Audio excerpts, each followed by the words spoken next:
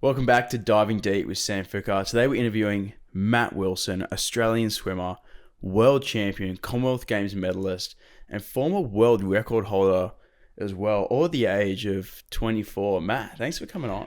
Thanks for having me. What an intro. Well, you've done some stuff over the years, and you just come from training this morning. How was training this morning? Yeah, this morning, pretty low key this morning. 5K, pretty aerobic. I just did my own little thing this morning. All the other boys had a bit of speed. I had my hard session last night, so I was a bit tired. I needed a bit of recovery. Got that done, and then I had a little dry land circuit involving a few the bikes, the med balls, battle ropes, kettlebells. Nothing too hard, but I'm gonna need a nap when I get home. Yeah. A lot of cardio because you're swimming in the pool, and then I see you guys out on the side doing more cardio. Is that most of your training? Yeah, I would say over half is aerobic or cardio, where we're kind of swimming at that low end, 60 to 75% heart rate. Build up that aerobic base. So, for an event like mine where I'm swimming 200 meters and I got to be going flat stick that whole time, I need that aerobic base behind me so I don't, fade towards the back end of a race. So, yeah, like I said, over half our sessions are aerobic or like cardio based, just so I don't fade. Yeah. I saw the other day, just on the side of the diving pool, they had an iPad with everyone's heart rates on it. Do they actually track that and stay on top? Yeah. So we have our physiologist, she collects all that data and then finds like our optimal heart rate zones throughout the year. We have the little polar sensors. You chuck them in under your cap on like your temple, or you can put them on the back of your head or wherever really. And that just tracks your heart rate throughout the session. And, with the iPad, we put it up on the TV. You can get like the percentages and the number, like your heart rate and all that stuff. And yeah, we kind of just track that through the session as well. That's incredible. I've noticed N-Swiss using like all different technologies, even ones that weren't there when I started. Is that a fairly new one or something they've had for a while? So we have gone through a few different ones. They've gotten smaller over the years, thankfully. We used to have this big fat one you used to put at the back of your cap, and it was just the worst. It was so uncomfortable. But our old physiologist was like, no, you got to wear them. Like, please wear them. I need to track this. And I'm like, this sucks. This is so uncomfortable. But now they get better, with better technology. So they're smaller, much more comfortable, much more accurate as well. Yeah. Those like technologies they implement in diving, we use the force plates where they try and measure how high we jump, or one day they even strapped this sensor on my back when I was setting one of my hardest dives, the front 4.5, to calculate how many degrees I was spinning around. Yeah, that's great. It's very makeshift. They just like strap it around you. Is that the same as yours? You literally just shove it in? Yeah. Literally just shove it in. That's pretty much... Oh, we use some cables and stuff like that to measure kind of speed and force when we're swimming. But that's only every now and then. This is something we use every day, every session, and it's good. Like, you can get into the right zone that you need to be in. Someone like myself, I sometimes get a bit carried away and I go a bit too hard and a bit too fast, and then I'm sitting up at 80 to 90%, and you're like, all right, you got to chill a little bit. And I'm like, right, I'll go back down to 70, and that's where I need to be for the session. That's incredible. And how do they know from your heartbeat what percentage you're putting out? Yeah, so they go off your max heart rate, or the max heart rate that you've ever recorded. So for mine, it was like 198 or something. And then they just go 80% of that is whatever. Yeah. And that's like threshold. And then you go 70% is like aerobic, 60% is easy, and so forth. And yeah, it's all based off your max heart rate, essentially. How do you get the max heart rate? What do you do for that?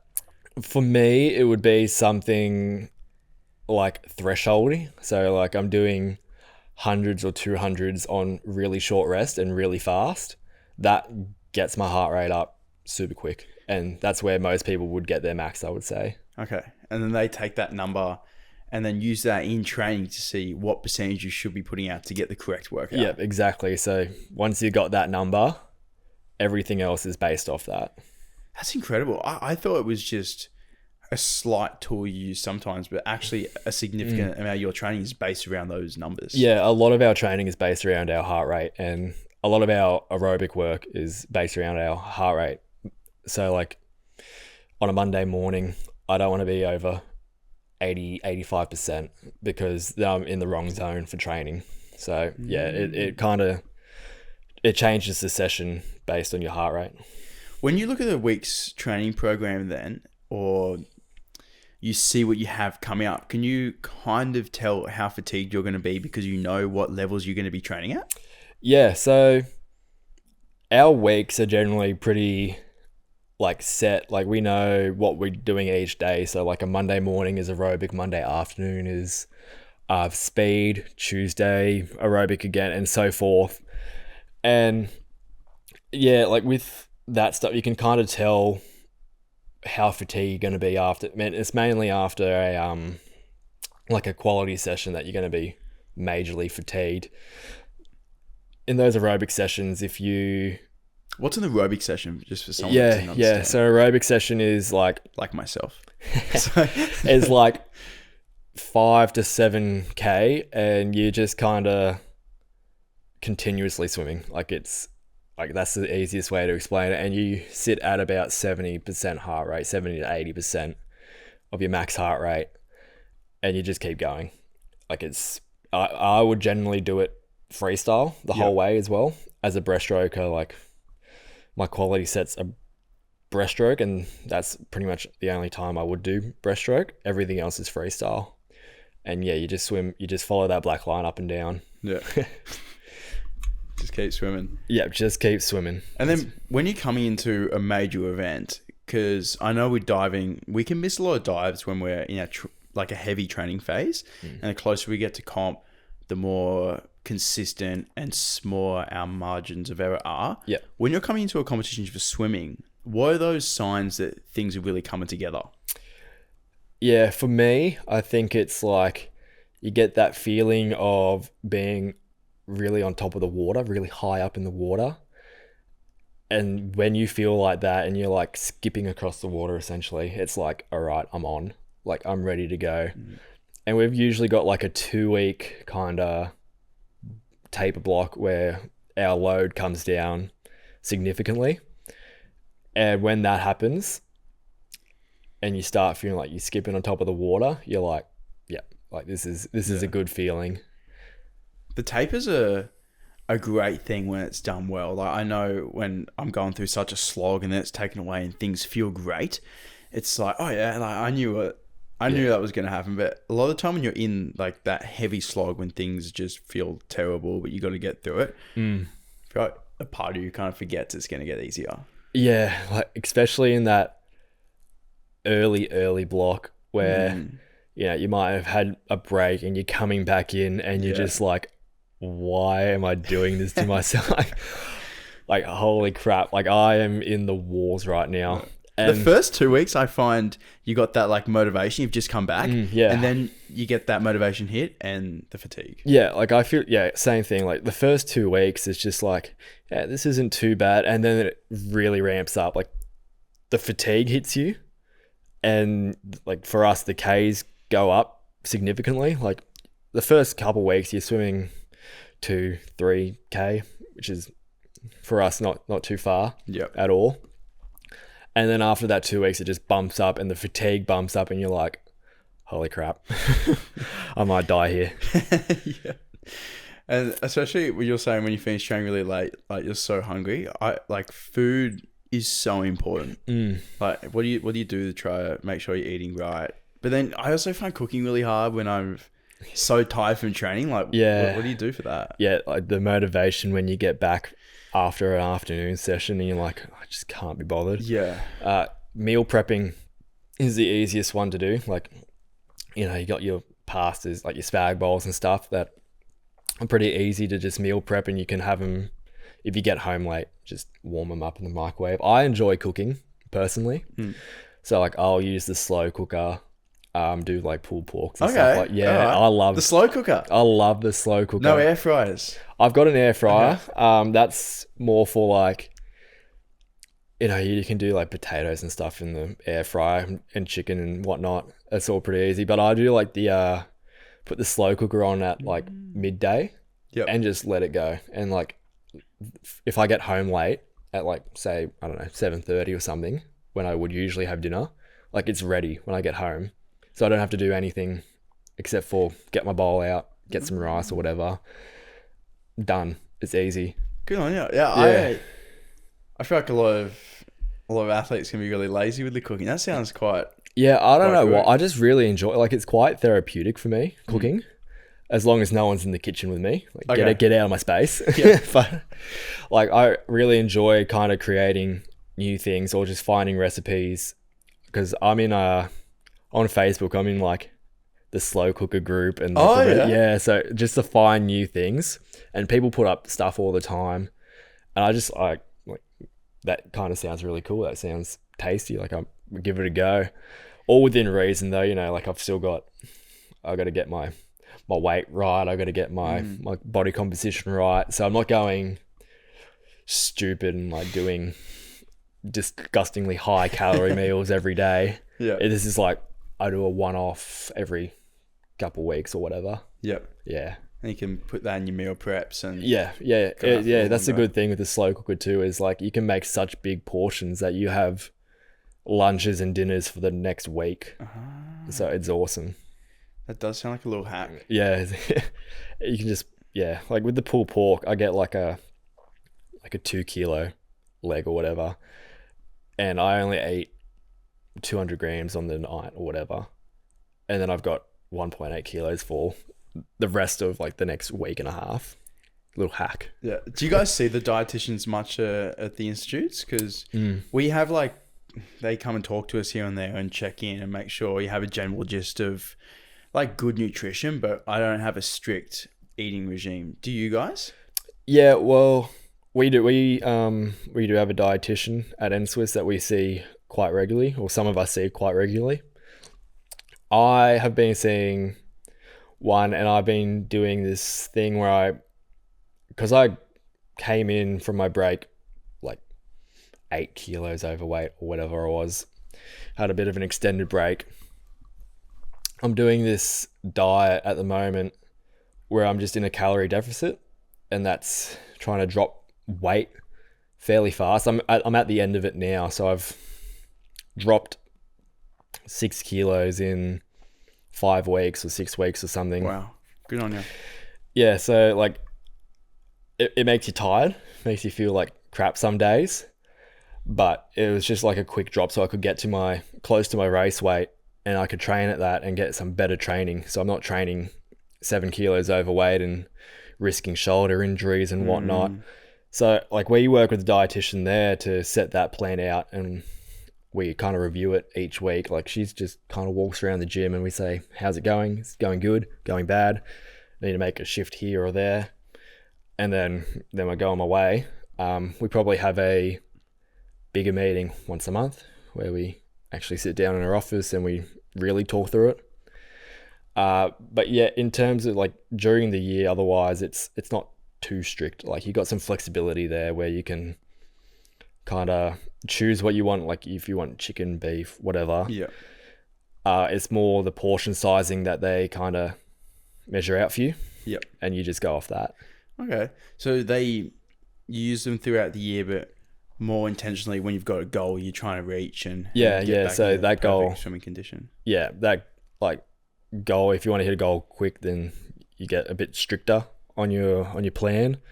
If you have a goal and you've got 6 months to get that goal, it's a bit looser in terms of like what you eat and stuff like that. And then with your swimming, back to, I want to ask you about when you became a world champion. Yeah. What was it like coming into that event? Like, was training good? Did you feel good? Did you think you were going to win? Yeah, so we won the 4x1 mixed medley relay. We won by 0.02 or something. Kate Campbell, absolute legendary relay swimmer, absolutely clutch swim. As when she dove in the water, we were about maybe a second behind America, Wow. and I was so confident that she was swimming down the American. Like I was like, we're gonna win here. Yeah. When she got in the water, I was like, we're gonna win. Before that, like, yeah, I felt I had a really, really good prep leading into that World Champs. I just, mate, might have been after my 200 breast was after this. I had a 100 breast before that, and I went big PB, like a 59 low for my 100 breaststroke. So I dropped maybe half a second off my PB, made the semi-final. I came 10th in that. It was very fast, like, to make the final that year, which is a bit unfortunate for me because any other year, like, I make the final, but this year was really fast. And then I swum the medley relay the next day, and I dropped another second off a fly start. So, like, in a relay, you generally go quicker because you swing your arms over and you get a bit more boost off the block. So you generally swim faster than you would by like about half a second usually. And you can't do that little arm swing in No. individual? If you could do that arm swing, I'd be doing it all the time because I'm really good at it. Okay. But so yeah, I swam about a second faster than I did the day before, and I felt really good. I was like, yeah, I'm swimming awesome here. Yep. And then the rest of the, like, I was in a team with Mitch Larkin, world champion, Olympic finalist, Emma McKeon, greatest Olympian of all time, and Kate Campbell. Yeah. That's a stacked relay. Yeah. And that was like so awesome to be a part of.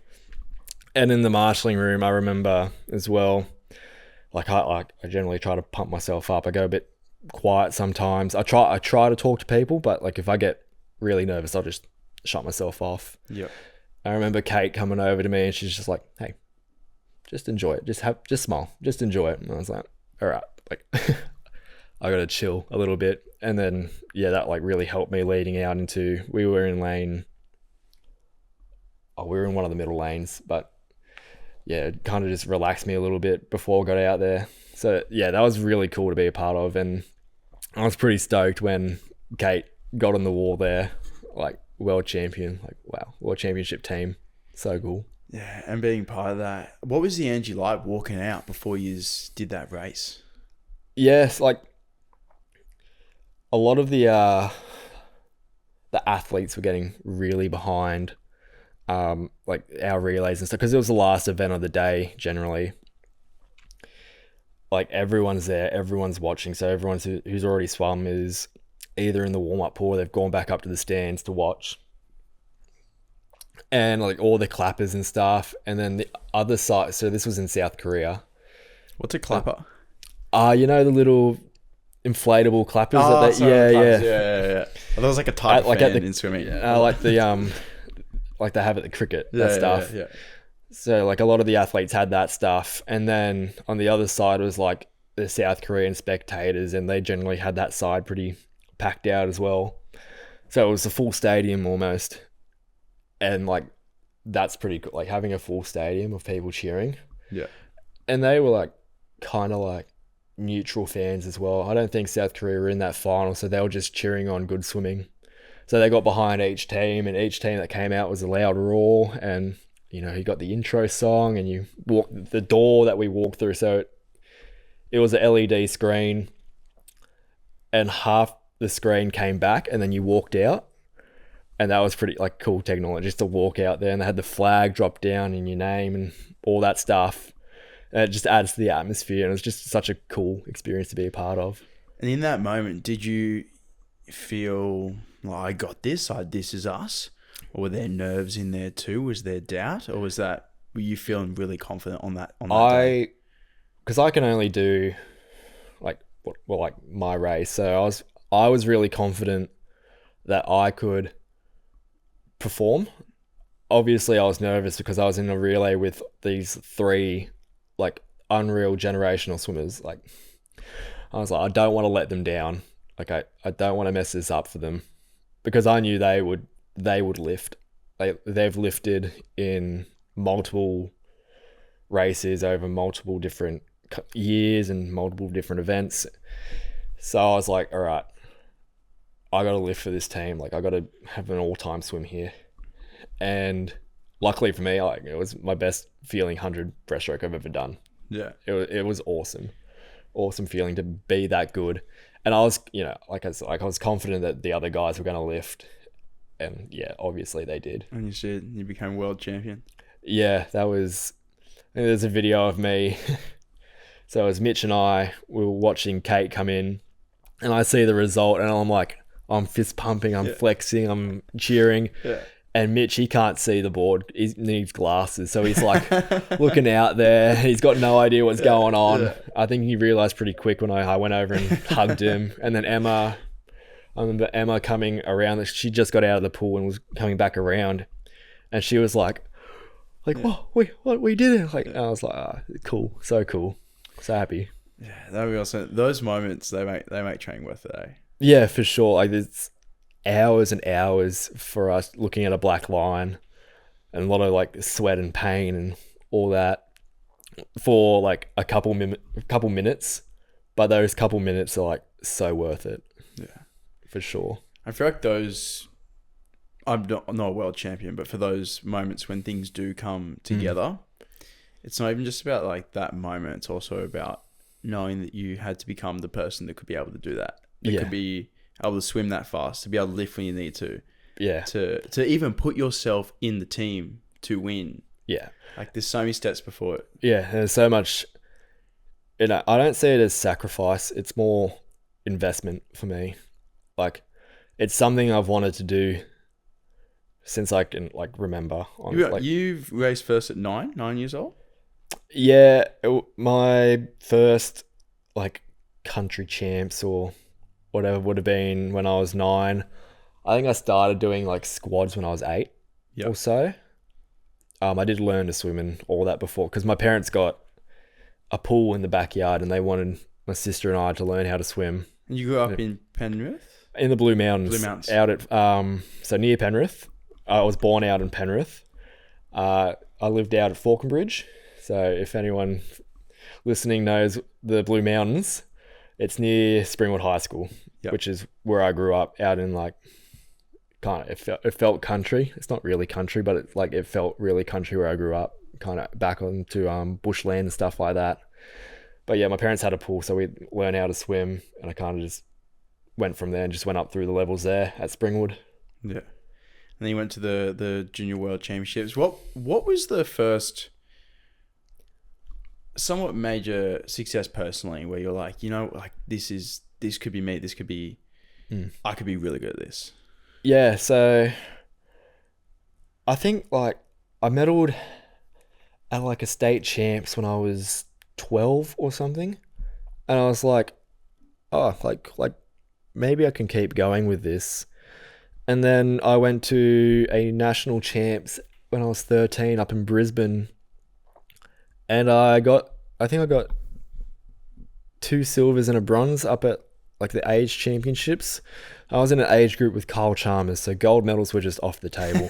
No one else got gold medals. And then, at that point I was like, all right, maybe I can get like a bit more serious with this. Like I was doing maybe once a day, not even that at that point. And then after that, I kind of bumped up each year. Like when I was 13, I was doing 6, 14, 7, so forth.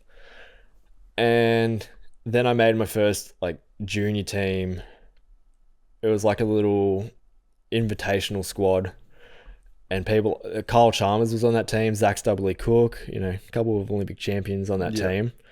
And we went and raced in Japan at their junior nationals. And there I dropped massive time. I was 14. Like generally when you're young, you drop lots of time, but like I made a big drop and I won a few medals there. And I was like, all right, this is what I want to do. I want to keep doing this. Like I want to keep traveling around the world, racing the best people that there are. And I want to keep competing for medals. Yeah. like that's what I want to do. And yeah, I kind of just carried that motivation with me through the last, that was 11 years ago, 10 years ago now, like so long ago. But yeah, that motivation stuck with me. It's such a incredible thing to travel with the team around the world, competing against the best. Yeah, it's awesome. Hey, it's just like, you know, when you retire, you're gonna look back on this stuff and be like, that was pretty cool. Like I did that, and I matched it with the best in the world, and like, yeah, nothing. I don't think anything comes close to that, really. I feel like it's sometimes hard when you're in it too, because it just becomes your daily routine. Like you're around, you look left, there's an Olympic champion. Like right, there's a world champion. You're a world champion yourself. And I know at training as well, there's so many high achievers that it kind of becomes somewhat of the norm to be the best or try to be the best because everyone around you is. Yeah, for sure. And like you forget that, like you forget and get numb to that. Like you said, it becomes just an everyday thing. And if you're not careful, like it starts to feel like a job. Like it's not, what we do is, technically our job, but it's not really a job. Like you're not working a 9-to-5 day. You're going out and you're doing sport. Like that's awesome. Like, you don't think about it as a job, because then you get into this lull where everything becomes an effort, and it's just like, you don't want to be there sometimes. You get into that mindset. So I try to not think of it as a job. It's like, it's more of a hobby that I do. It's a hobby, and it's something I enjoy doing. And like you said, I'm with people who are trying to be the best in the world, and we should, enjoy that experience, enjoy the grind that we're in. And sometimes you forget that as well. Like you forget, like the grind, sometimes not enjoyable, but you've got your best mates around you, and like the people that are going through this with you, and like that should make everything just a little bit easier.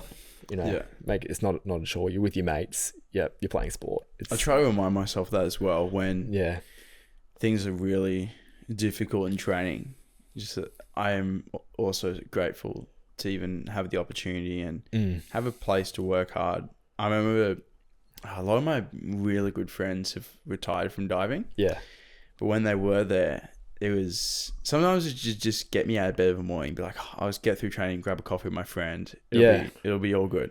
Yeah. Well, like even after we swim, like we can go get breakfast just down the road. Yeah. Like, getting breakfast with like your teammates is, I reckon, like the number one thing. Yeah. We used to do it on a Saturday. Yeah. With some of the, like these guys have retired now. This is a few years ago. Just like the Gloria Jeans, Olympic Park, just go down there every now and then. These guys used to do it weekly. I used to drive back to the Blue Mountains sometimes, but stuff like that. Like who gets to do that at work? Like no one. Like people will be sitting at their desk working 9 to 5. We swim for a couple of hours and we go eat breakfast together. Like who gets to do that? Yeah, it is a privilege to try and represent your country, and it is a different stress though and pressure. Like I find when I'm training, you put so much pressure on yourself because you care and because you want it and you want to look after your team. And like you mentioned before, when you're in the relay, and it's not even just nerves for yourself, but you don't let your teammate down. Yeah. We feel that in synchro when we dive with someone else. Yes, you want to dive well and perform well, but mainly you want to look after your mate who's with you. You don't want to upset, or you don't want to let down the other guy on your team. We are generally like quite an individual sport for the most part. Relays are like that exception, and like the pressure amps up so much just because there's other people on that team and you don't want to let them down. Like, it's crazy. And I remember the best person I've ever seen live up to that pressure in a relay is Kyle Chalmers. He is the most dedicated person to the team I've ever met. Like, we would die for a relay. he will never let you down as well, which is, you know, you're always so confident going into a relay with him because he's always going to lift and he's always that last leg, and you just know he's going to swim people down. Yeah. Like, it's the best feeling having him in a team, and he brings everyone up as well. Like, he lifts everyone's spirits, he lifts everyone's performance because everyone wants to lift for him because he's lifting and doing all these great, amazing things, and you don't want to let him down because he's sacrificed so much to get there, and he's, you know, he like I said, he would die for that relay, and you want to make him kind of proud, I guess. Yeah. You know, you want him to recognize that, like, you're also going to die for that relay. You're also going to commit 110% to that relay. God, what is it his attitude? Is it you see him sacrificing training? What does he do that particularly shows that conviction to the team? Yeah, he says it all the time. Okay. What's he say? He's just like, I will die for this relay. Like, I'm so like pumped for this relay. I'm gonna lift, blah, blah, all that stuff. I believe in that. Like, if you got to talk it out. Like, you got to tell people, like, He walks the walk and talks the talk. Like, whatever he says, he's gonna do. Yeah. Like, he's an unreal athlete. But you just see, like, he just, like, in the marshalling area, you know, he's getting around all the boys and he's just like, come on, let's go. Like, we've got this. We're going for a win, blah, blah, all that stuff. Like, and you just like, you're like, yeah, like, all right, let's go. I'm going to die for this damn relay. Let's like, do it. Yeah, let's go. I'm getting G'd up. Yeah, he's the best relay swimmer to be in team with.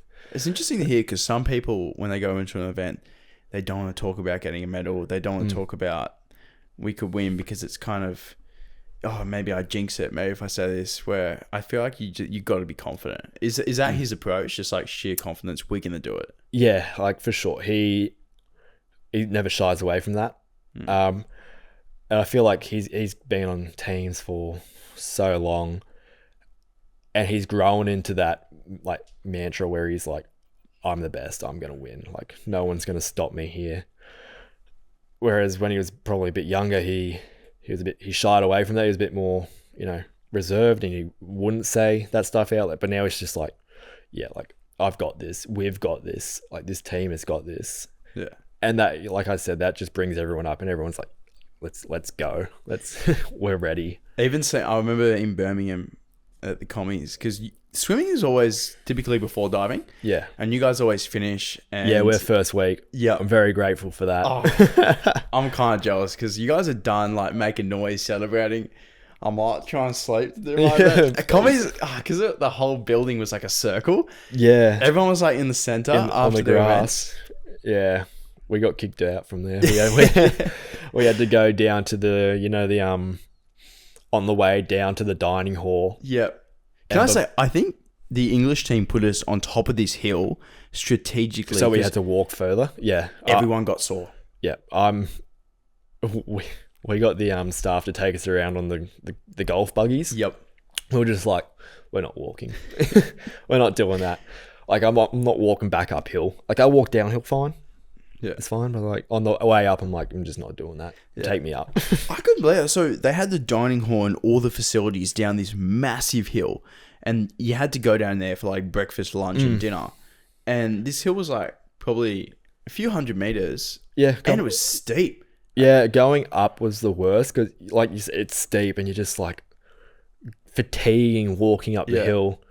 And that's why we were just like, we'll just wait for one of these staff members to come around. We'll jump on the back. And they were happy to take us up there. And we could fit 6 people in there or whatever. So, like, that was an easy solution. Walking down was fine for us. Like, you know, it's all downhill. Gravity's doing the work. But yeah, I reckon you're onto something. I think they... I think the British team stitched us up. I think they did too. I actually have no doubt they did. And then... Because you won the Commonwealth Games actually back in Goldie.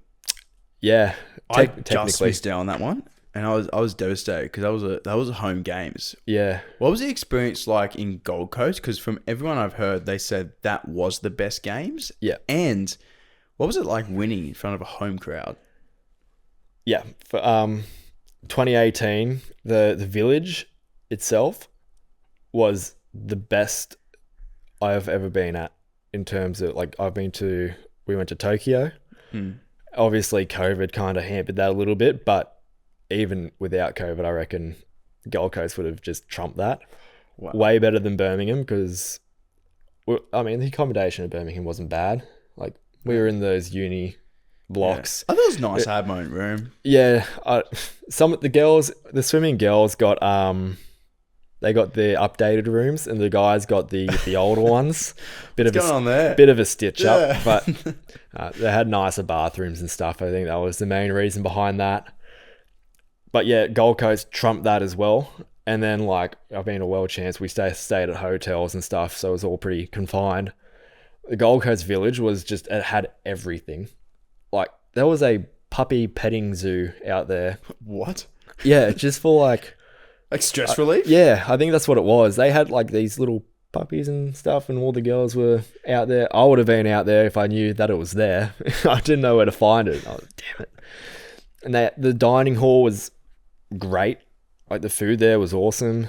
They had a little performances out in front of the dining hall all the time. They had just people dancing. It was like a festival in there. And the stadium was packed out every night.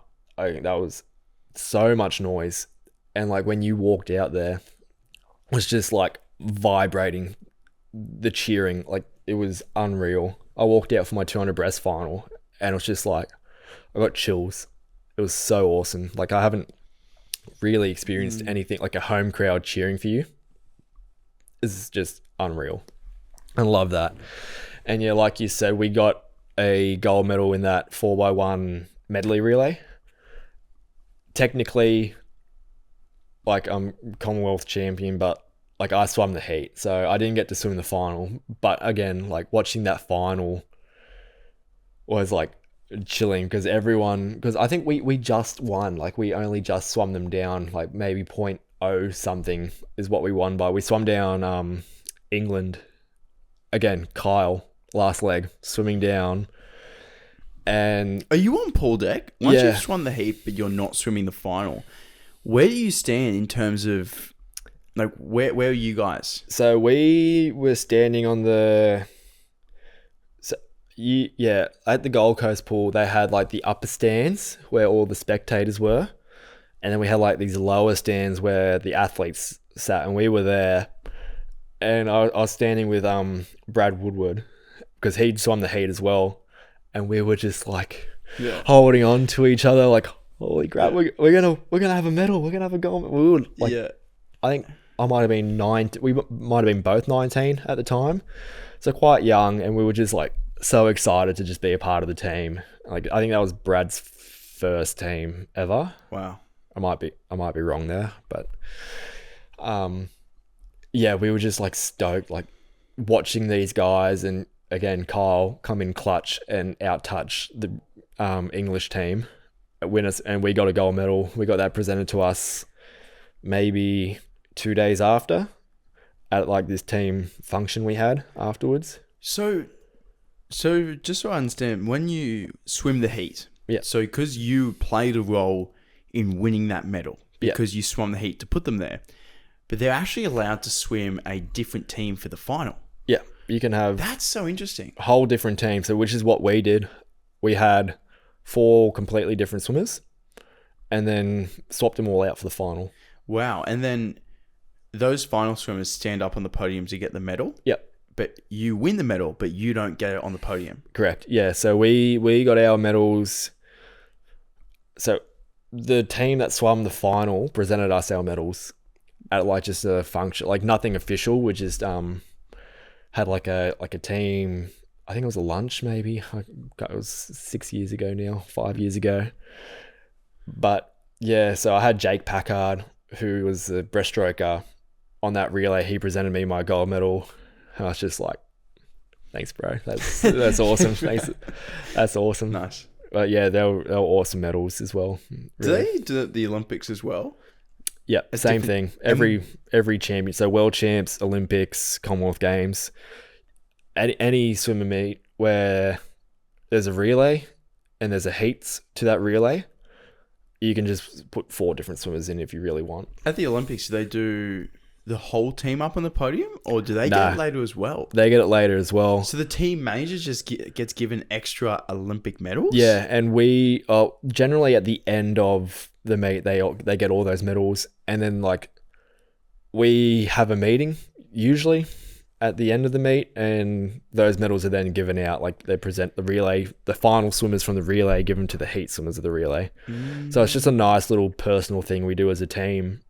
After the whole conclusion of the meet, we just like do the little presentation, which just to acknowledge like, you know, the swimmers got them into the final, and like at a world champs or a Olympic games, like that's no easy feat. Like the heat swimmers still have to be like on their game. They have to be swimming at their best to make that final, because it's so competitive, like especially in like the medley relays and stuff for us, like the men's one as well. If one swimmer is off, like you miss a final, which is what happened in 2017 with us. Actually, none of us swam particularly well in that heat, but we came 9th and we missed the final, and we were just like torn to shreds by, you know, media and stuff like that. Because it's also a pressure that you're just given to make the final for those swimmers as well. Yeah, and if you mess up and you know, you're not really cost you, because it's a team relay. Like you're not the one person costing them a spot. I feel like it's a team effort. But like if you yourself, you know, you don't have the best swim and you feel like you've messed it up and you don't make that final, like that, the other people don't get to swim. Like they're done. Like they don't get a relay at that night. Wow. So if they'd been flown over to race the event and you guys didn't make the final, would they just... That would be worst case scenario. But generally, if you're flown over for just a relay, you swim in the morning. But like hypothetically, if you were flown over for just a relay, but say for the night, and then you don't make a final, like that person doesn't get a swim or meet. Yep. Like, then that would just be the worst case scenario. And it is like, there's so many different kinds of pressure when it comes to performance, even when there's a very hard challenge at hand, but you're just expected to overcome it. So that final team can swim. Like that is still a huge pressure. Yeah. Because you're just expected to perform. Yeah, so you're not even pressure everywhere. Yeah, pressure everywhere. Can't hide from it, which is again the beauty of sport. Like there's always something going on. Yeah, like, you got to always be on your game.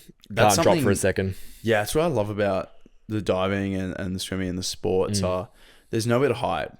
Yeah, especially for you guys. Like you over rotate or something just a little bit, and that's like such a big points deduction. Where like you know, you miss a turn and that's like 0.3 of a second, and that's in swimming is massive. Like all those like little technical things, like you mess up in the moment and you could be done. Yeah, and not most of the time you've done the training, and it's just like staying in that mental position where you're optimal for performance. And sometimes it's easy to get into, sometimes it's really hard to get into. Yeah, and like if you just train, it's hard to simulate like kind of that situation. So we do it like a lot of racing throughout the year to kind of simulate as best we can. Obviously, you know, a state champs isn't going to be the same pressure as a Olympic final, but you try and simulate like that mindset and that kind of situation as best you can. So when you do get to like an Olympic final, that you're best prepared as you can, and that whatever comes your way, you're kind of prepared for it. So like that's what we do. We do a lot of that throughout the year in terms of like visualization and race practice. With visualization, because with diving, we have, well, the way I try to think about diving is I have a mental pattern for a dive, and I can visualize the dive and know how it feels and what it should look like. And then when I get up there, I somewhat have a mental version of exactly what I'm going to do. With swimming, what does that visualization look like? Yes, it looks pretty funny for us. We what I do, what our group does is probably like a month or two before we actually go into a major competition. we will kind of just all go into a room, cover our eyes, and we just lie there. And our coach, Adam, he will talk us through a scenario where we're at Adelaide Pool, we're in the marshalling area, we're sitting around and we walk out, we do the walk out, and then we visualize our race, and he times us. And, we just visualize, I'll visualize a 200 breaststroke, and I'll put my hand up when I finish the race in my head, and he'll give me a time. And leading into World Champs in 2019, when I equaled the world record, I was getting bang on times from my visualization, whereas earlier on you go say my PB is a 206, and early on he'll be like, oh, you went a 252, which is just so far off what I would actually do in a race. But before World Champs, I was going 206, 206, 206, every time I visualized. Wow. And again, I was like, damn, that's kind of freaky. I'm on, I've got this whole race plan in my head, and I'm going to execute it in 2 weeks. So yeah, that's how we do it generally. And we just kind of, simulate that walkout, and then the feel and how high your stroke rate is. So how fast your arms are spinning essentially. So it's just all those little things when we just lie there. And that feeling when you make a plan, you visualize, and you achieve that goal, like you did when you broke the world record. Yeah. That's an incredible feeling. Yeah. That's got to be good. Yeah, that was pretty awesome. That feeling when I equaled that world record, I didn't think I was going as fast as I was.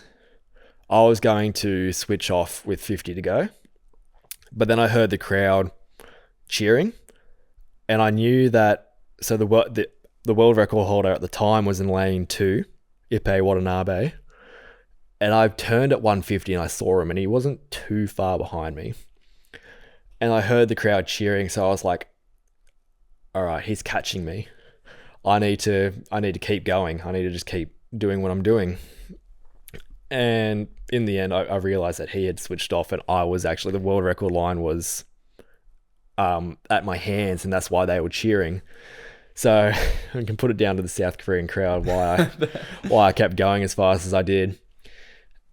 And I remember about 5 meters out, again, this is with visualization. We had visualized scenarios where I would be short on the wall or long on the wall.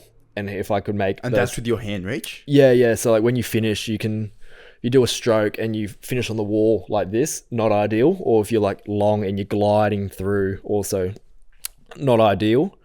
So we visualize making a change in your stroke about 5-10 meters out so that you can get on a full stroke on the wall. And that's just the fastest, most efficient way to hit it? Yeah, that's the best way. If you can hit it on a full stroke without undulating or being tucked up like that, that's the best way to finish. And I remember about 10 meters out, I knew I was going to be short on the wall. So I was like, all right, here's the adjustment. I've visualized this adjustment before, and I made that change. And I reckon if I didn't make that change, I wouldn't have got that equal world record. I would have been really short on the wall. So I did a bit of a quicker 2-stroke, and then I was back on. And then when you hit that wall, was the visualization so precise that it was kind of like you'd been in the moment before?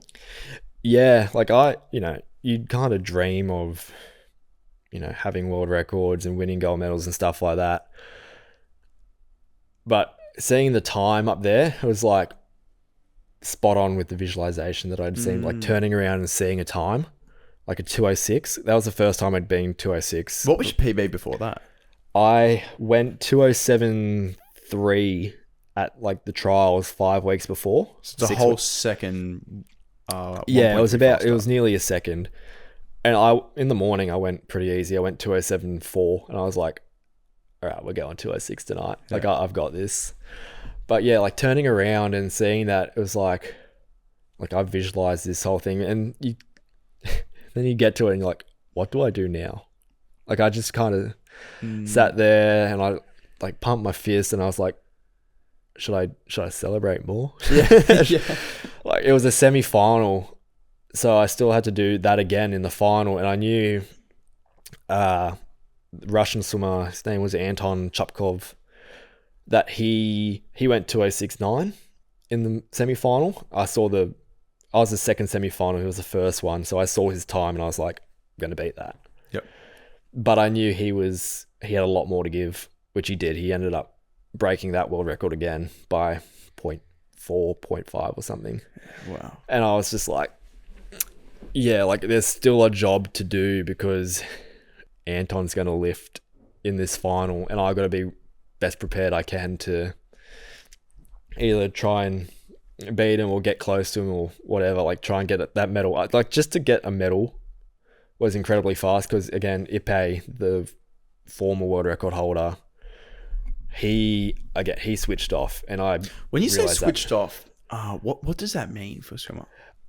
Just taking it easy, I guess. Okay, so like mentally they've given up. Not giving up, like kind of conserving energy for another race they might have. Yeah, so because the semi-final, we had the race the next day. Like going full flat stick in a 200 breaststroke takes a lot out of you. Like if you had to race again the next morning, you'd feel a bit sluggish. Yeah. So he's kind of just stuck near me for 150 meters, and then with 50 to go, he's kind of gliding and getting that feel instead of, rating up and getting all that lactic acid in your muscles. And so he's a bit fresher after that race because he's gone a bit easier with 50 to go. It doesn't sound like much, 50 meters of a 200 meter race, like to switch off there, but it helps sometimes if you do it right.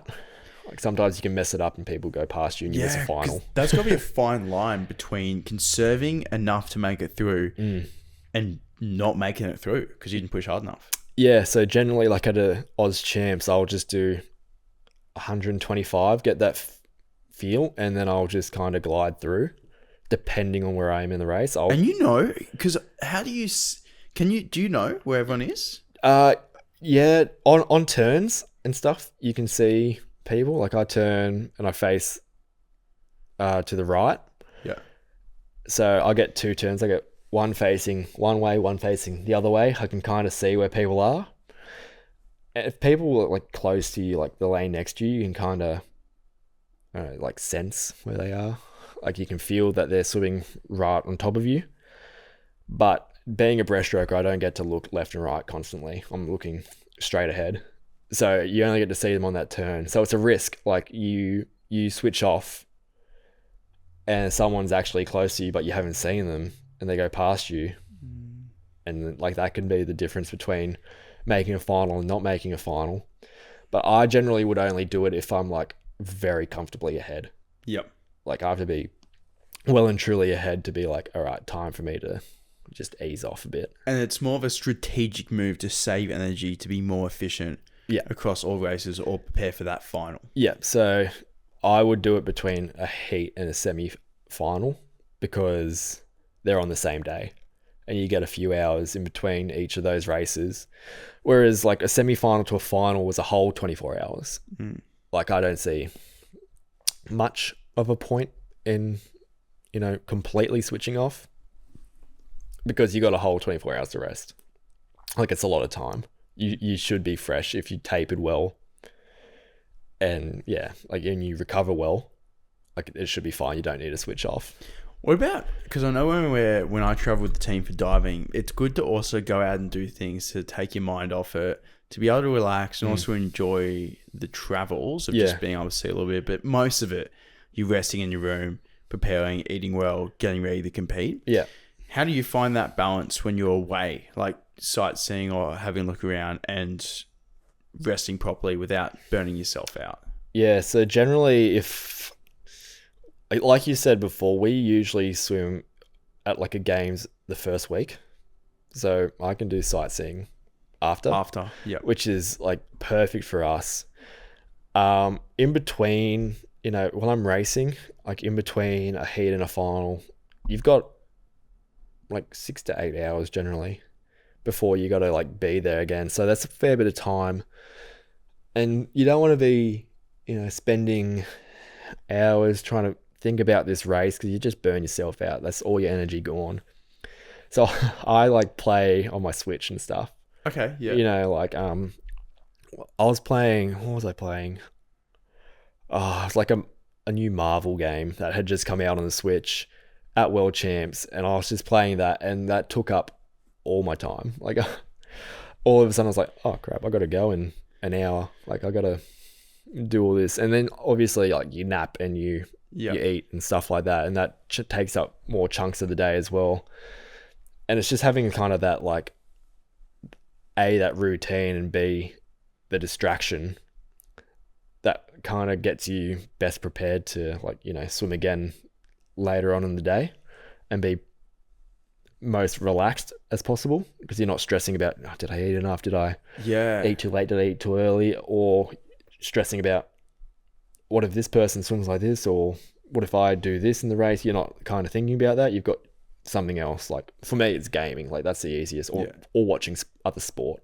Because I find like you ride that mindset when you come away, especially for diving too. After a prelim, you normally have your semi later, and then the finals the next day. Yeah. And when you go home, you got to eat, get back there, like shower, whatever. And then you got a few hours to chill. And I like to edit like my videos to take my mind off things. Yeah, and so it's like those things, whatever you like enjoy doing, do that. Yeah. Like, get away from the racing or the diving or any competition. You just take your mind away from it. Get out of your own head, I guess, is the best way to describe it, and just like shut off, like conserve that energy. You need those ways to just check out a bit, because you're right. If you just focus on what you need to do, because you're not there and you can't do it, it's easy for that to go wrong and think about all the challenges. Yeah, and I've been stuck doing this as well before, like where you sit in your room and you're just like, visualizing your race, and you're thinking, what could I do here? What happens if I do this? And you just keep thinking about that, and you get nervous, and you're burnt, like you're buggered by the time you get back in the night, and you're like, I could use a sleep right now, and you're just like, and that's it really. Like, it stuffs you around. Yeah. But like having that distraction, I think is just like so vital. So rest is also productive. Yeah, exactly. Like, rest is so important in the whole grand scheme of things. Like, being well rested and not wasting energy when it doesn't need to be wasted. Like, that's the way that, like, I think I did perfectly at World Champs that year. And I've done it before. Like, I've done it pretty well before, but like, I've never had it so perfect. When I was at, like, everything went right at World Champs that year. Yeah, it was awesome. Dude, when it all comes together, it's all worth it. Yeah, when it clicks, it's just so satisfying. Like, everything that you've practiced or put into place, and then it works, and you get the results. It's just it makes the training and all the investments that you put in worth it. Yeah, 100%. I feel like a lot of people think the swimming and diving, although we're both in the pool, I feel like we don't see each other as much as you'd think. No, we run into each other at the gym on a Saturday morning, and then otherwise you're down the far end diving, and I'm at the other pool doing my laps, looking at the black line. Yeah, we don't cross paths like heaps. Like, I'll say hey to you from across. If I'm swimming in the diving pool, like, I'll just say hey to you, and then I'm off doing my sessions, and you're off doing your dives and stuff. That makes sense. Yeah, we're straight into work. Because there's so many questions I had about swimming, and although people may assume that because I'm a diver, I'd know a lot about it. I feel like I don't. Yeah, I mean, same goes for me. I don't really know too much about diving. I know you do really cool flips and stuff, and you get a score. Or just send it. Yeah, just send it off the 10. Yeah, it is nice though seeing everyone come together at those big events like the commies and the world champs. Yeah, it is. Like, there's so many different athletes out there, and they all have different paths to get to where they were.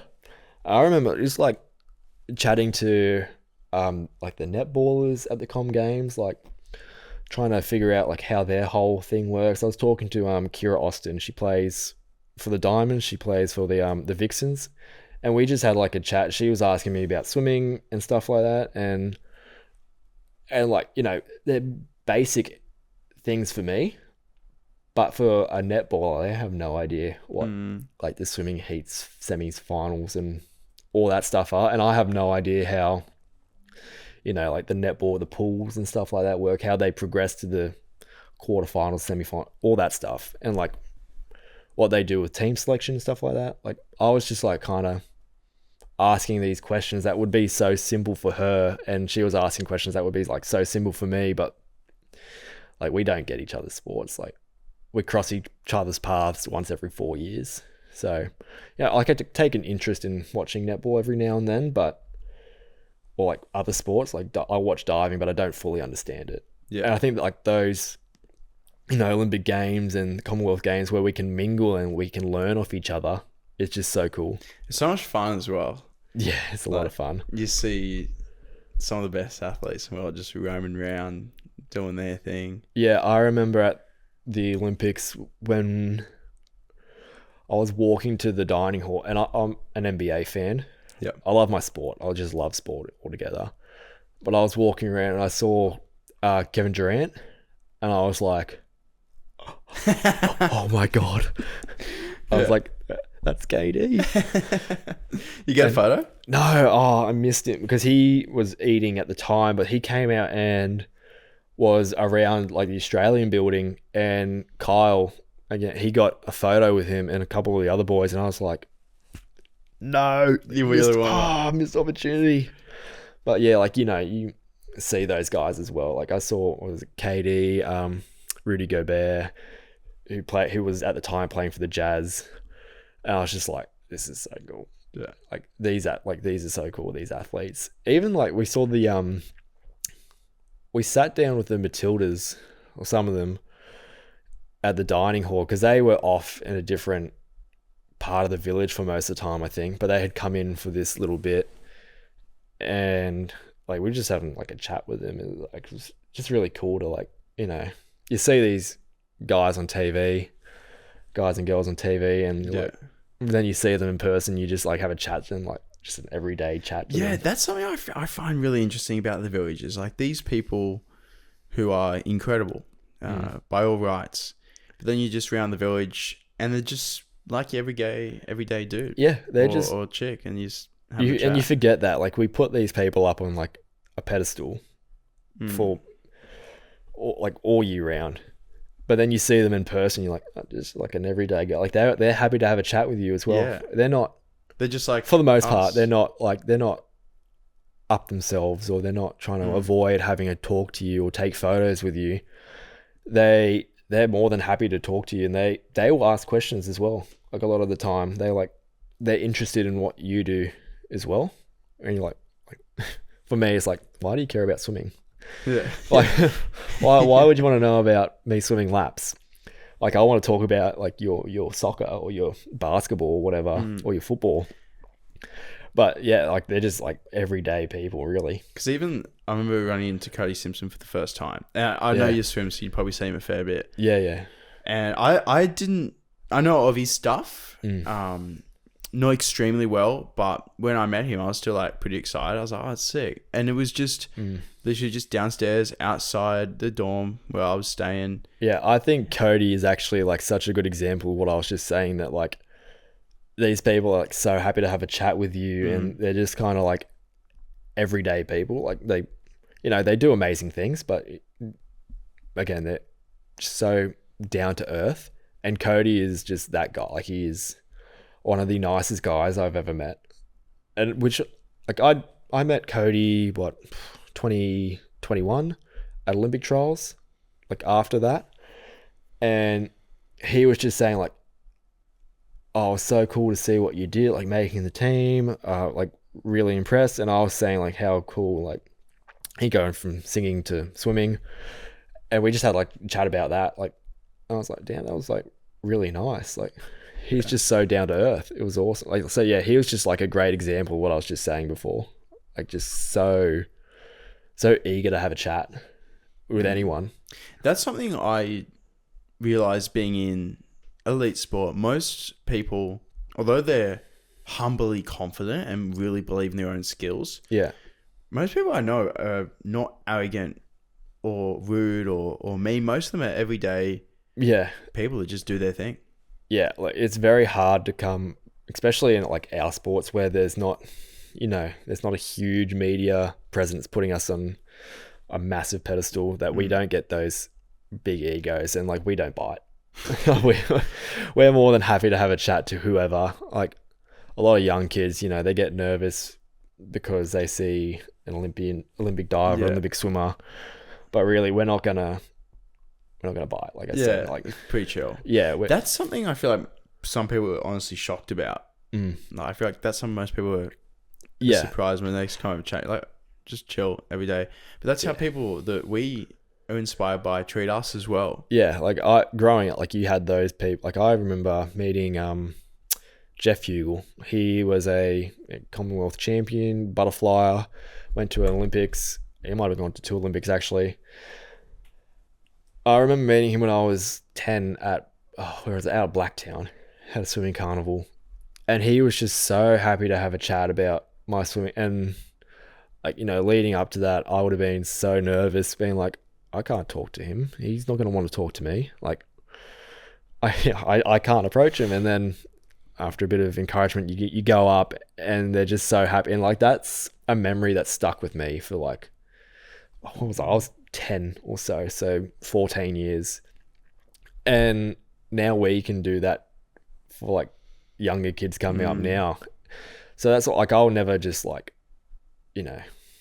try and walk away or get out of a conversation. Like I'll happily sit there and like, that's a memory for these kids, and hopefully they, hold on to that memory and they use it later on in their lives. Yeah. Because I've felt the same. There's been people that when I've met and they've given me the time of day and had a chat to me, it's made a really profound impact on me. And now I'm fortunate enough with all my social media stuff, and people come up and they want to talk and say hi. Like, I remember how valuable it was to me when people treated me that way. And I think it's more than important to pass that on. Yeah. Like the memories, and like they last a lifetime, and that's like what we want to give back to these younger kids. Yeah. I think it's like so important. And I feel like people then put yourself on a pedestal, and even us, you're just in the grind, like chipping away, trying to strive for bigger goals and achieve that next thing. Yeah. Like you say, like put on a pedestal. Like I don't think we're, getting our egos inflated or anything by this stuff. It's just like, I feel like your coaches keep you pretty humble too. Yeah. Oh, yeah. No, for sure. I know your coach, and he definitely would, and my coach definitely does as well. Your coach he's a funny guy. They're like good guys. Yeah, they're good guys. They keep us in check. Yeah. So I don't think our egos can ever get too big, really. And like these kids, they just look up to us for not the person, like what we do in our sport. Like, Initially, it's what we do in our sport, and then if they're ever lucky enough to like have a chat to someone like that, they then see the person instead of the athlete, and then that's who they hold in such high regard, and that's who they want to be. They want to be this person who's great athlete but also a great person. Yep. And that's what you want for like kids. You want that. Yeah.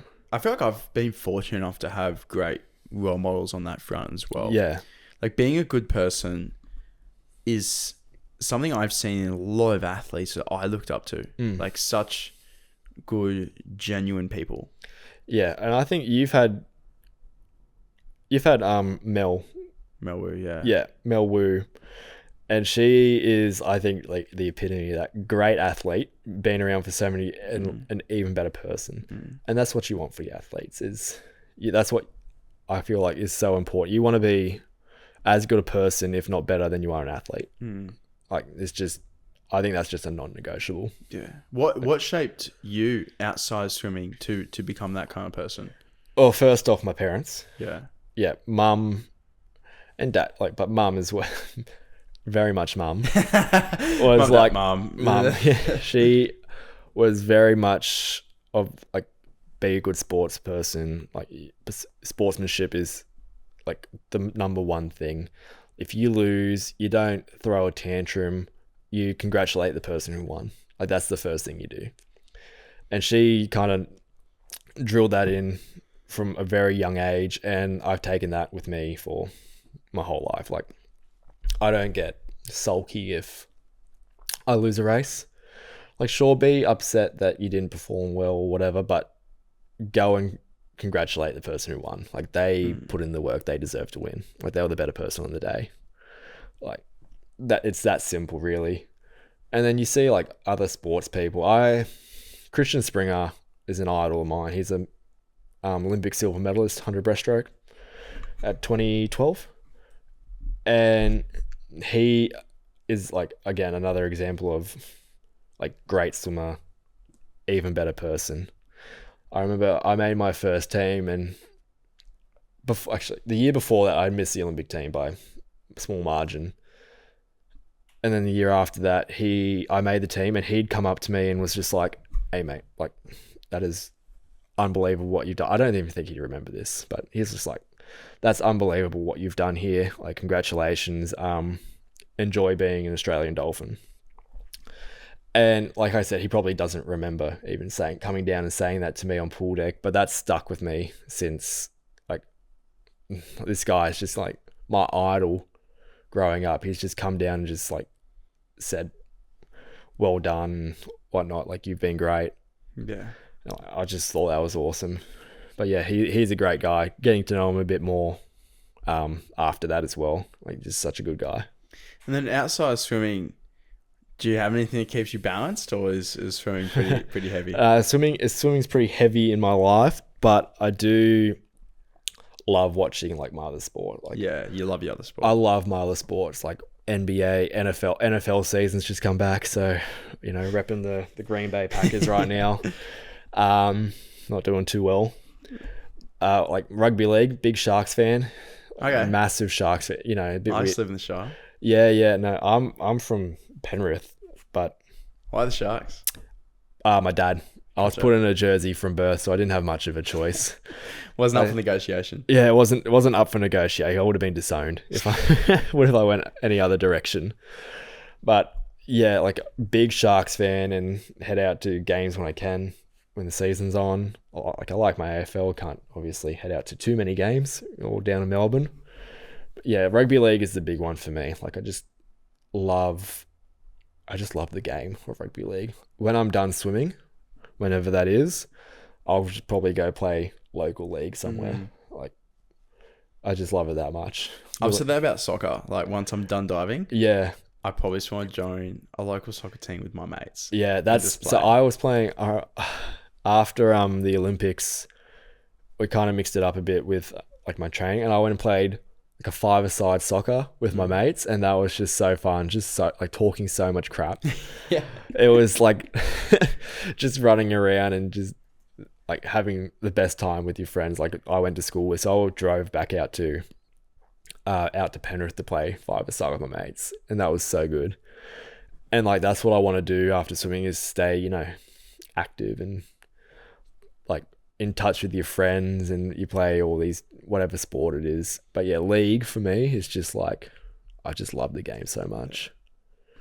Yeah, because that's something I found over COVID. During lockdown, I found it really hard to train because I wasn't diligent. Well, I wasn't accountable to my coaches, and I put on a little bit of weight, and I didn't really love the way I looked. And when I came back to training, I quickly got back into shape because I was accountable. Yeah, you got those coaches on top of it, just like telling you what you need.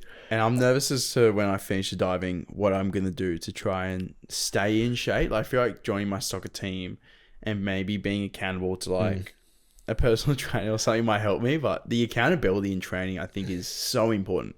Yeah, and it's hard. It's a skill, like to be accountable outside of like the training area. If you got to do like a gym session by yourself, like generally it's pretty easy because you've got your coach there. You got to turn up because your coach is there, and then you got your coach watching you. Yep. But if you're just doing it by yourself, it's like I could cut a set and no one would know, except for you when you get in the pool and your results aren't as good. Yeah. But yeah, like it's a skill for sure. And when I was younger, like terrible at it, just like skip laps and stuff like that. But now that I'm older, I'm a bit more mature, only a little bit. Like I see the benefit of like doing this stuff at home, like, especially over COVID. Like I was really lucky in my garage. I had a gym set up where I had like a squat rack. I had a cable machine from at my parents' place and all this like free weights and stuff like that. So it was just like, actually I got the watt bike as well, so I had to do spin sessions. You had the perfect setup. It was a great setup. Like I was really lucky. And Adam, my coach, would send through like sessions to do, and I didn't see him in person for, God, was it like 6 months or something? Wow. So long ago. Anyway, so I had to be accountable and do all this stuff without him there to like make sure that I'm not skipping or that I'm doing it properly. So that was like tough, and that I think that's kind of built up my, because that's where I really struggled when we were at home. They sent through the program similar, like we'd be on Zoom calls, doing workouts, and I found that really hard. Yeah, it was like that whole period was like super I think I had tough. problems with my Wi-Fi and might not have turned up to the Zoom calls. It cut out every second my week. coach wasn't having it. I was with Tom at the time, and he's great. He's a good person. He understands me, and I struggled with that. Yeah, like it was like I said, it was just such a tough time, like so unique. Like no one had gone through that before, and like no one knew really how to properly approach it. So it was just kind of like a trial and error. We were winging it. Yeah, everyone was winging it. And the Olympics were moved, so it was like a whole mental like, what's happening? Yeah, like now I've got to wait another year. Yeah, and like that played out better for me though. I did not play out better Not for for me. No, I was not great, because at the time, like I was in such a good form, like from 2019, but then my shoulder, I got thoracic outlet syndrome in my shoulder. So pretty much if my arms above my arms above my head like that, the blood vessel and the nerve that go between my collarbone and my first rib, they get pinched, and essentially like I get pins and needles in my fingers there, or I just lose feeling altogether. Like if you lost feeling in your arm when you're swimming, detrimental. Yeah, well, I had no feeling in my left arm pretty much every time I trained. Like after however long, like a couple 100 meters. Did you get a rib removed? No, so that was an option, which is, like it sounds like a major surgery. Like they just take the rib out, and apparently it's a month or two recovery. Yeah. So there was a couple options. There was, go surgery, get my first rib removed, so the one up there, so there's a bigger gap for the blood vessel and the nerve to go through. Shave back the collarbone, or I can wait because there's rehab involved with the surgeries, and that might throw off my whole season, and there's just not been a good time to do it really. The third option was get Botox injections, so it paralyzes the muscle that pulls down your collarbone. So when I lift my arm, my collarbone's not going down, and I can keep like the blood flow going through my arm, and the nerve's not getting pinched. So we do that now. So I get Botox every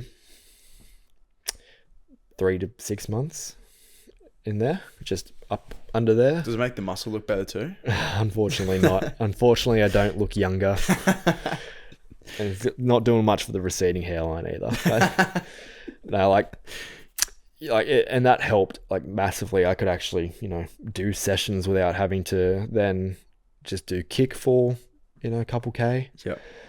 Like it helped get my swimming back to where I could be, or like on the right track. So yeah. Was that particular injury a major setback for your career? Yeah, I think so. Like I lost a lot of confidence because I just didn't know when my shoulder was going to blow up.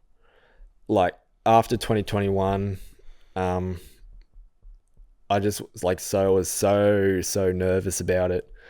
And like that was impacting my racing and my training. So, and like it's still a thing, but I've got a lot more confidence behind it now. Yeah.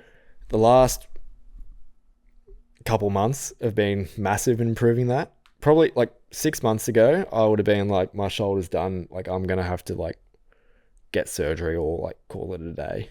Like, it's that bad. And it flared up at like our trials in Melbourne this year. So I was like, this is ridiculous. Like, I can't swim on this. But now we've put in like a really strict like shoulder program. So strengthen up the shoulder so it's not going to blow up there. But also, you know, we've got this whole system with the Botox and stuff like that, where I'm confident that when I go overseas and race now, it's not going to be an issue. So I feel like that will help with my racing and help with my training. Like, my training has already been leaps and bounds ahead of where I've been the last 2 years, essentially. The last 2 years have been hampered with this crap. So it's not hard to get better, but like, yeah, like I'm already ahead of where I was this time, you know, 2022 and 2020, like mid 2023. So with the racing coming up at the end of this year, we'll see where I'm at to start with. And then I'll be confident in my shoulder that it's not going to be an issue, which is great. Injuries are like that. It's not just, oh, it hurts today and then, oh, it's bad. And then oh, it doesn't hurt today. Not going to worry about it. Because when you're flown out of the country to represent Australia, you've been training really hard and you know there's a chance it could flare up, because I've had issues with my lower back before. Yeah. And that just reduces the confidence, because it's like, well, what if it does flare up and I can't compete? When it does flare up a little bit, it affects my training. Like, what if I've been here and can't perform the way I need to? Like, it's stressful. It's always like kind of in the back of your mind, especially if it's not like fully healed or like it's a lingering issue. And that plays on your confidence as well. Like, you know, in 2019, I had none of this stuff and I was no external thoughts about like injuries or whatever. So I could just go in and do my thing. The last few years I've had like this little voice in the back of your ear, like, what if this flares up? We're pretty lucky in the fact that we've got 2 physios and 2 massage staff with us at all times on teams. We're not sure, and a doc as well. We're not sure. Dude, the docs are great. Having a doc lifesavers saved me a few times. Lifesavers. But yeah, like we're super lucky in that fact that we have all this support stuff that can help if needed. But again, like, you know, you don't want to be feeling sore and like, you don't want the thought of an injury while you're about to try and be the best in the world. You know, like, you want to get all that stuff sorted beforehand. That team is so important. I feel like our physio is also like our mental health stuff. Like, I always talk to my physio about. They're just like a little chat outlet. Yeah. They're always down for a chat. The physical body in check. And the doctors are so important, because I remember even just at the recent world champs, the most random things come up. Like, my synchro partner at the time, Shishing, he snores and I was having trouble sleeping. So I was sleeping with my AirPods in. And because I did that for 3 weeks, it like got a mad infection on the inside of my ear canals. So it wasn't an inner ear infection, because inner ear infections affect your balance. So we don't know where we are in the end, which is really dangerous. But it was an outer ear, because I wasn't allowing them to drain during the night.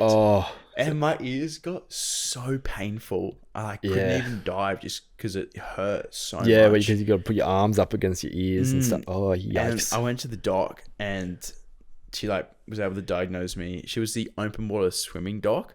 Oh, so yeah. They would have had, if they swam through some manky stuff and got some ear issues. Yeah, they swim through gross water. Yeah. Open water's not for me. She was like the best person to have there. She gave me these eardrops, which fixed it. But small things like that, you can't even anticipate coming up. Like, the doctors are golden. Yeah, for sure. And like, back onto like real quick, like every like people working, like they don't have docs and physios and standby. We've got like this whole support network right there whenever we want. And that's just like, you sometimes just take that for granted. And like, you forget about like, that's not normal. Yeah. And you just like take a second to think about it, like, damn, I'm lucky. Like, I'm really lucky. So grateful to have a good team. Yeah, it's great. They look after us. For sure they do. Like, so well. Such a good team. But yeah, that team around you is so important, and I rely on them a lot more without even realizing. Like even when we go away and I get a bit sick or something, Yeah. and they look after me. And sometimes after a competition, I'll be going off traveling by myself. Yeah. I get like mildly nervous. I don't have a doctor with me. Like, what if I get sick? Well, who's going to give me the tablets to make me feel better? Yeah, who's going to have all the antibiotics on standby? I'm honestly like on the table every couple of days, just like, you know, getting a bit older. I need all this stuff to kind of keep my body perfect for training and for racing. But like, I love the treatment and stuff. It just makes me feel so good. It's nice. We have masseuses come into training a few times a week, and you just finish a really hard session, dry off, jump on the table and get a massage. Yeah. Especially like a Friday. Oh, there's like it's a good better. feeling, eh? A massage. Yeah. Oh, I say I'm like on a Friday after the morning session, and I've got nothing else in the arvo except for massage, and I'm just like, oh, this is perfect. That'd be even better. Normally Friday is a tricky session for me. So Yeah. I come in stressed, do my hard dives, and then I can just relax. It gives me a good push into the weekend. Yeah. Yeah. That's a great, like, it's a good little push to the weekend. Like, because we have on a Saturday morning, we do like a really hard session generally. So having that massage and like stuff like that, it just makes it feel so good leading into that final Saturday grind. And before we wrap it up, who do you look up to the most? Who's inspired you over the years? Yeah, I mean, outside of swimming, like my parents, obviously, the way that, you know, they used to drive me an hour to and then an hour from training from the Blue Mountains. If anyone listening knows where Blue Mountains is to Homebush, it's not close. Yeah. It's 60k one way. So some days they were driving me like 240 plus Ks to and from training, and they made sacrifices so I could be the best athlete that like I could be, and like I'll forever be grateful for that. Even my sister, like she had to get up early in the morning and jump in the car with them, and you know, like mum was picking me up from, I don't know if you know the M4, the twin servos on the M4. Yeah. She was picking me up from there with my sister at 7:30, so she had to get up early as well, and then drive me to Wimberley High, which is, I don't know, probably 55 minutes, an hour away from Sopak. So, you know, like they're I'm forever grateful for what they did, and they're like, I idolize what they did and like how much dedication they had to me and my sister growing up, and even like now as well. Like they're so supportive of everything I do. In the pool, I always looked up to Christian Springer and Christian Springer a lot, like because I've met the guy now a couple times, and he's just such a cool guy, and just like the way he kind of like he swam breaststroke, like it was awesome in Australia. Brenton Rickard was another breaststroke, same kind of time period as Christian, and they had head-to-head battles pretty much every year at like Oz Champs and stuff like that. It was just those two, and like I really wanted to be in something like that. Yeah. And I kind of am now. I was a couple of years ago when I was swimming at my best with Zach, who's, you know, Olympic champion 200 breaststroke. We've been back and forward in that 200. He's now swimming incredibly fast, and I'm kind of hoping to get back to that, like back to where I was, so we can have those battles again. But yeah, like Christian and Brenton, that like growing up, that was like why I want to be a breaststroker and what I want to be a part of, like that Swimming Australia team. Yeah. And having those battles with, you know, your country mates, and then doing it again on the world stage. Like I thought that was really cool. And where do you see yourself after swimming? Good question. Well, what's Matt Wilson doing after swimming? I don't know. I think he would like to still be involved with sport somehow.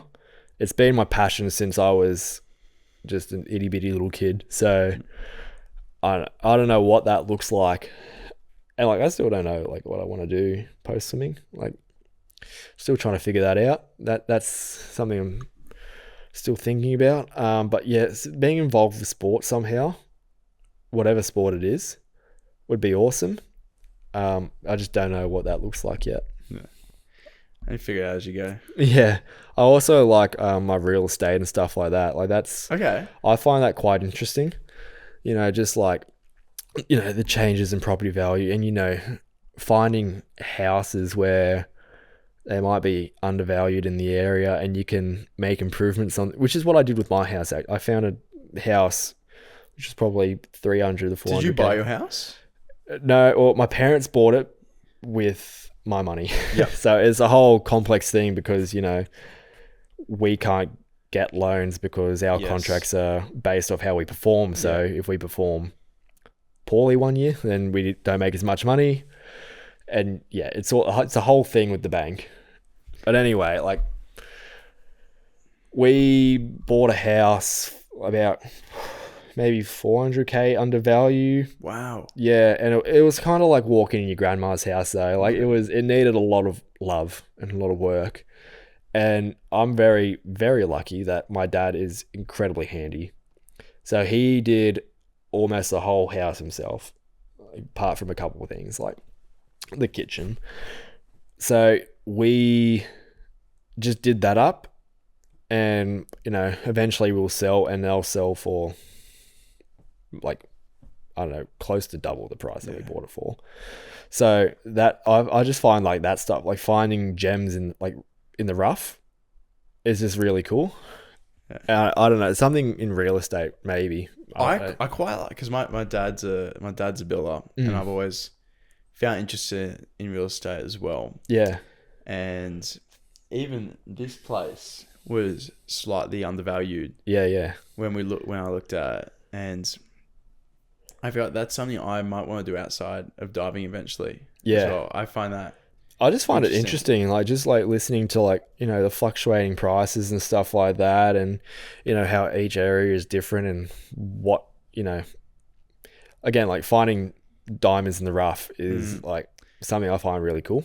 And even when you go into somewhere that's super run down, but you can see what you could do to it's got increase potential. the value. Like, yeah. Like, you know, it's a lot of work. And to be fair, my dad did almost everything. I did next to nothing. I found the place and was like, what about this? And he's like, all right, I can do this, this, and this. And then mum was like, let's make it look like this and this. And I sat there and I said, that looks great. Awesome. Like, you do that. But like, I just, like finding the stuff that has potential to be like gold is, I just have like a fascination with it. Like, it's so cool. Any other field or only real estate at the moment with that? Only real estate really with that stuff. Like, I'd love to be able to do like a trade or something, but like, I don't think I'm made out for that stuff. Like, I heard Kyle's on the tools. Yeah, Kyle's loving the tools at the moment. He's not. He admits he's not the best tradie going around, but he's learning. He's learning. It's good. It's good to have something like that outside. He's got his. Maybe if you need a fixer-upper, you can fly him. Yeah, down. I'll fly him. It'll be an expensive trip for him to come fix up something. Yeah. Maybe when his work comes the top of the range. Yeah, when he's improved, I'll get him in. He improves on the tools. Maybe if he's doing yours, you can come around to my place and fix a few things up too. We'll hire him out. Yeah. We'll get him for a few days. We'll find a place so he can fix them up.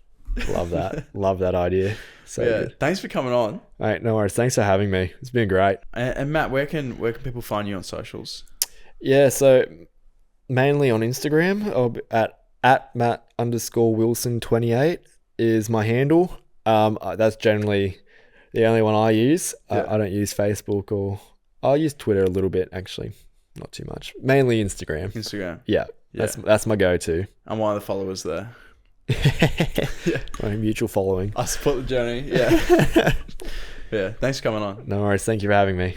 No, I appreciate it. This is the Diving Deep with Sam Ficker, and I hope you guys can tune in.